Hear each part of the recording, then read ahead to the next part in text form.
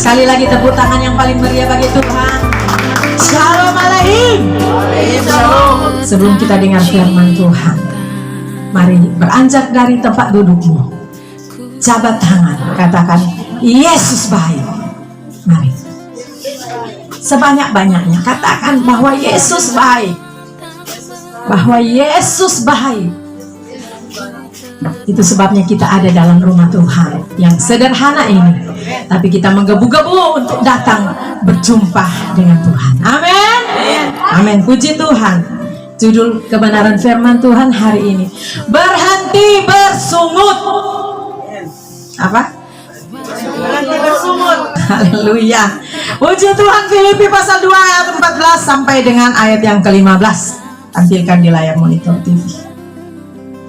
Dalam hitungan yang ketiga, 2, 3. Lakukanlah segala sesuatu dengan tidak bersungut-sungut dan berbantah-bantah, supaya kamu tidak beraib dan tidak bernoda, sebagai anak-anak Allah yang tidak bercela di tengah-tengah angkatan yang bengkok hatinya dan sesat ini, sehingga kamu bercahaya di antara mereka seperti bintang-bintang di dunia. Amin. Silakan duduk.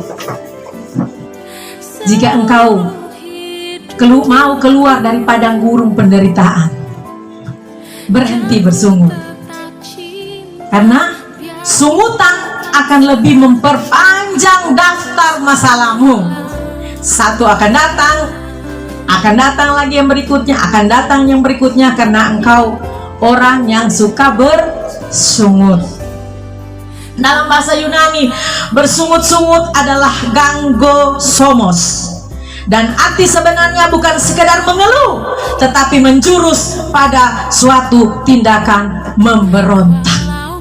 Ya, saya tahu orang yang bersungut-sungut itu berarti dia memberontak. Contohnya, orang Israel ditulis dalam kitab Keluaran 15 ayat 24. Mari turang baca. 2, 3. Lalu bersungut-sungutlah bangsa itu kepada Musa. Kata mereka, apakah yang akan kami minum? Perjalanan bangsa Israel hendak ke negeri Kanaan ini sebenarnya bisa ditempuh dalam jangka waktu 11 hari. Kita baca Ulangan pasal 1 ayat 2. Ini bukti. Bukan 40 tahun, saudara.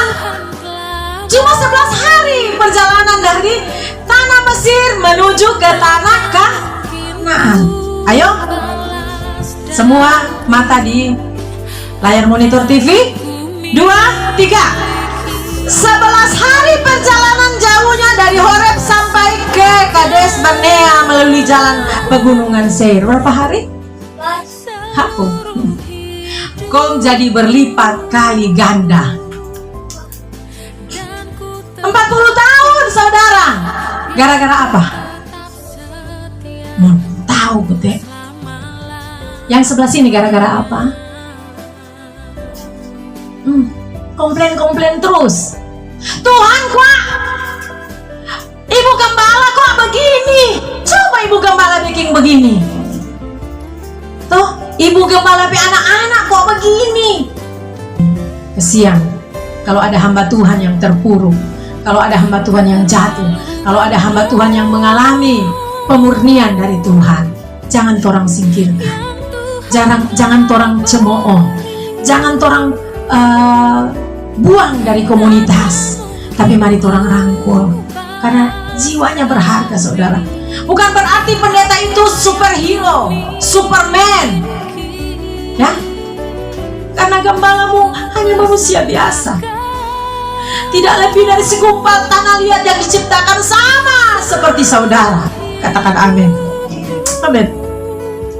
Jadi betapa hebat sanksi dari orang yang suka bersungut-sungut. Perjalanannya hanya sekian hari, dibuat menjadi 40 tahun. Lama sekali. Tuhan menegur saya lewat suara Tuhan yang audible di telinga saya. Kenapa, saudara? Waktu itu saya penuh dengan sungut-sungut seperti ini. Saya berkata, jika Engkau Tuhan ada, kenapa hidupku seperti ini?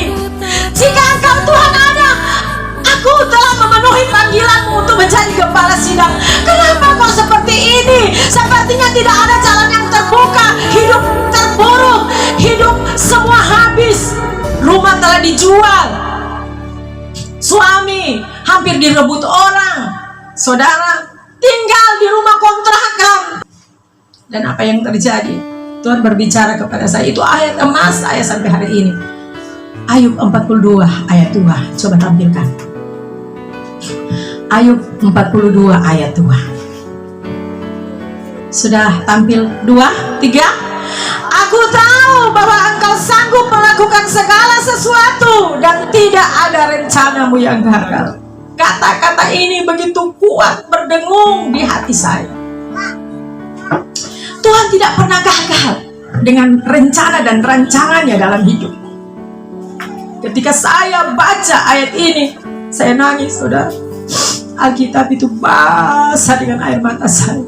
Dan saya mulai minta ampun. Saya sadar, saya harus berhenti untuk memberontak. Saya harus merelakan, mengikhlaskan hidup saya dituntun dengan kebenaran firman Tuhan, untuk diarahkan menjadi seorang hamba Tuhan. Jangan pikir sebagai hamba Tuhan saya tidak ada masalah, saya tidak ada pergumulan. Saudara, jika saya akan membahas itu di mimbar ini, maka tidak akan habis waktu ini untuk saya curhat kepada saudara-saudara. Tetapi teman curhat saya hanyalah Yesus Tuhan, yang tahu jatuh bangunnya pengiringan saya kepada Tuhan, yang tahu tentang kehidupan saya semuanya. Amin. Berhenti komplain, berhenti bersungut-sungut, berhenti mengeluh. Haleluya. Mari kita nyanyikan dulu satu lagu, Jangan Pernah Menyerah.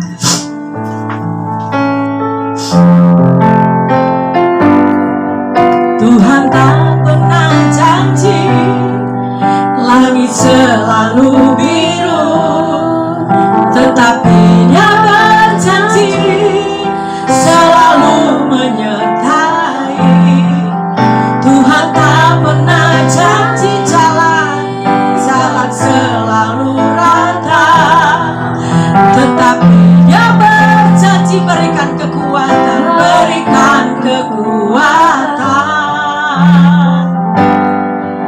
Jangan pernah menyerah, jangan berputus asa.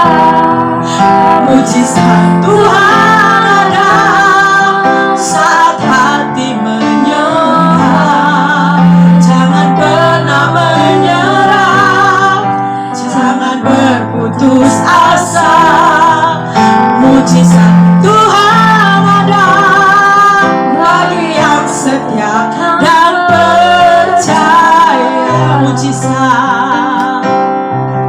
Mujizat Tuhan ada, mujizat Tuhan ada, mujizat Tuhan ada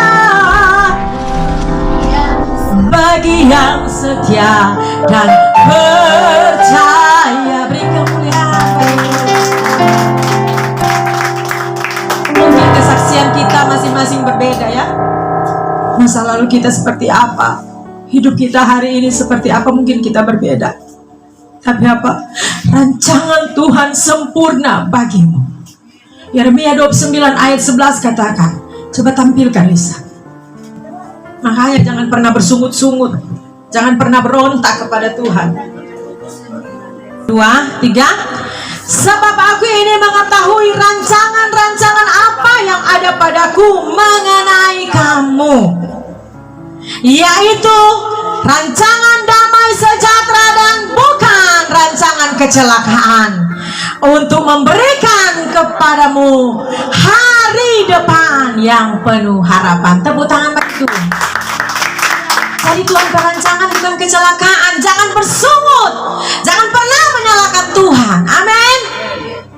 Siapapun dalam hidup kita, jangan pernah salahkan, karena ujian terhadap imanmu mendatangkan apa? Kemurnian, mendatangkan apa? Kemuliaan. Orang so bahas toh, entah itu ada muncul di YouTube atau orang pembahasan secara internal di gereja.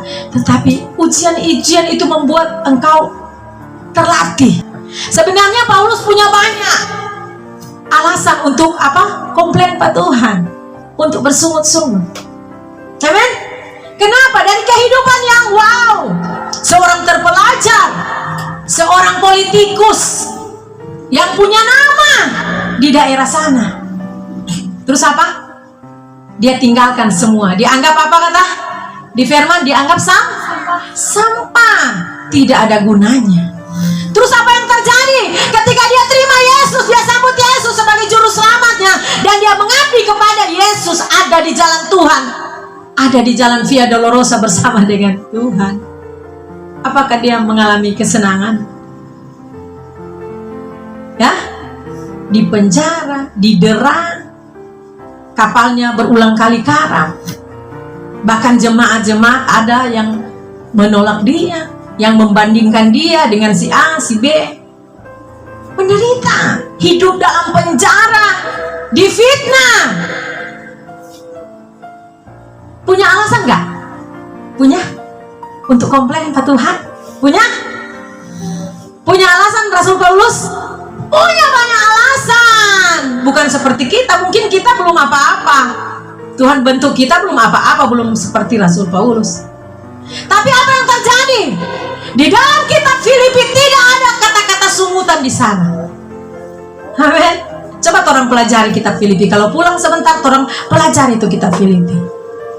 Di sana selalu ada ucapan syukur, ucapan syukur. Puji Tuhan. Jadi hari ini berhenti nih bersungut-sungut.